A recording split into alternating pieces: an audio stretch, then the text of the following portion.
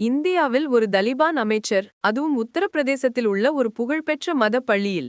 இது ஒரு சாதாரண சந்திப்பா அல்லது இதன் பின்னால் நமக்கு தெரியாத வேறு ஏதேனும் நோக்கங்கள் இருக்கின்றனவா? ஆப்கானிஸ்தானின் வரியுறவு அமைச்சர் அமீர்கான் முத்தகி தாருல் உலூம் தேவ்பந்திற்கு சென்ற செய்தியை நீங்கள் அனைவரும் கேட்டிருப்பீர்கள்.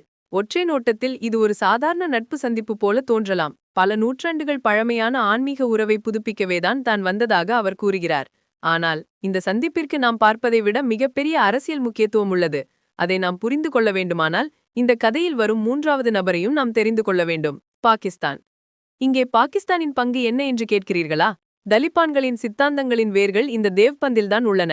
ஆனால் பல ஆண்டுகளாக தலிபான்களுக்கும் தேவ்பந்திற்கும் இடையே ஒரு இடைத்தரகர் போலவே பாகிஸ்தான் செயல்பட்டு வந்தது.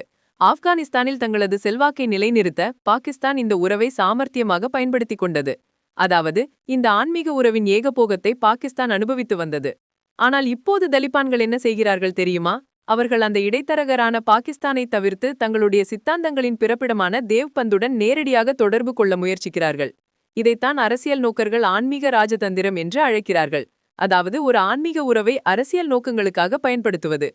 பாகிஸ்தானை சார்ந்திருப்பதை குறைப்பது, இந்தியாவுடன் கலாச்சார மற்றும் அரசியல் ரீதியான புதிய உறவுகளை ஏற்படுத்துவது, இவையெல்லாம் தான் இந்த நடவடிக்கையின் உண்மையான நோக்கங்கள். இந்தியாவுடன் ஒரு புதிய பேச்சுவார்த்தைக்கான கதவை திறக்க தலிபான்கள் இதை ஒரு வழியாக பார்க்கிறார்கள்.